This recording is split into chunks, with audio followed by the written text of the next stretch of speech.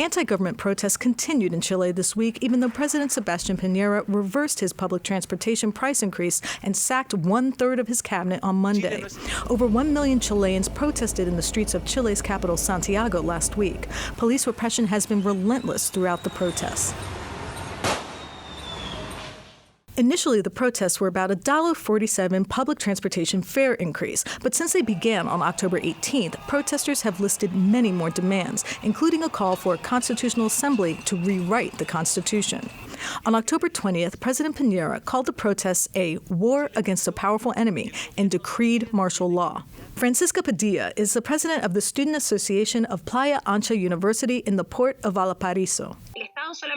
There was violent repression and human rights violations, including military and cops raping girls that they had detained in the rallies. Authorities report 2,000 detentions, but according to our count, today there are more than 5,000 people detained. These are unlawful detentions. We have a state that even admits that now we have 19 deaths according to our official numbers. But according to human rights observer groups working on the ground, there are far more deaths, arrests, and human rights violations. We have now unlawful detentions, torture, and disappearances. Veronica Brito is a human rights observer who tracks police brutality and arrests. We spoke to her over the phone as she was observing the protest outside the presidential palace known as La Moneda on Monday, October 28th. At the moment, we have hundreds of injuries, like dozens of students who lost their eyes due to the small metallic pellets used by the Chilean army, firing on demonstrators. We also have cases of rape, young women who have been sexually assaulted and also raped by the police and the army. Repression is really strong. They have thrown so much gas that people are feeling their skin burn. We could even speak of crimes against humanity for which the state, the president, and his ministers are responsible, despite the recent cabinet reshuffling conducted by Piñera. Piñera's firing of his ministers did little to quell public unrest. People have described the week of state violence as reminiscent of the Augusto Pinochet dictatorship. History just repeated itself. In 1973, it was General Pinochet, the dictator, who disappeared people, and now, in 2019, Sebastián Piñera, a right-wing president, is having people disappeared. Richard Curanao Palaleo is a journalist of the Chilean indigenous people known as the Mapuche, who publishes a Mapuche newspaper and who has been covering the protests.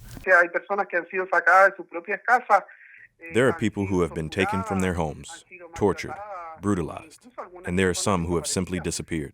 Last week, we had the military in the streets, shooting live rounds at civilians, running them over with trucks, and generally repressing people who were exercising their constitutional right to protest. Just like in Ecuador a few weeks earlier, the Chilean president invoked national security and activated counterinsurgency measures against what he said was a plot by Venezuela's President Maduro to destabilize the government.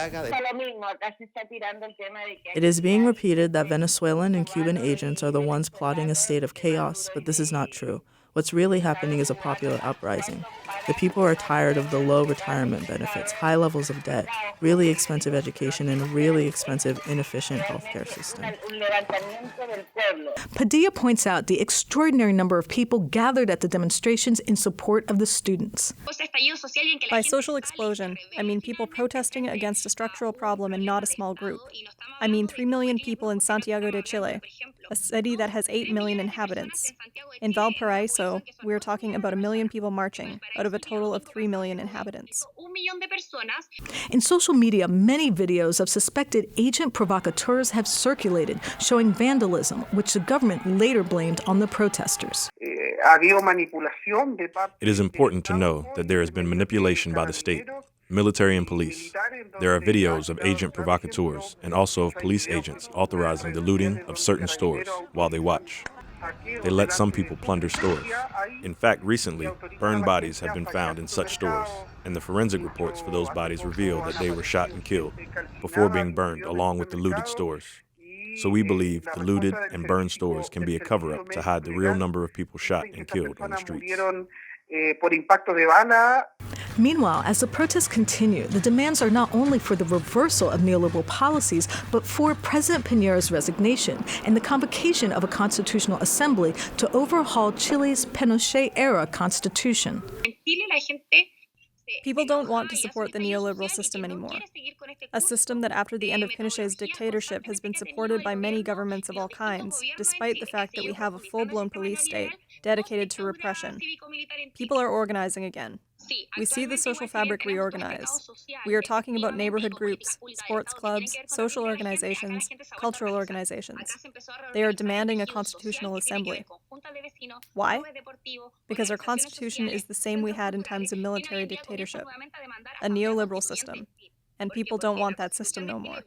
And the government does not like that because in Chile, the business elite runs the country, and they are not about to surrender their privileges in a system that favors the top 1% of the population. If stories like these are important to you, please subscribe to the Real News Network.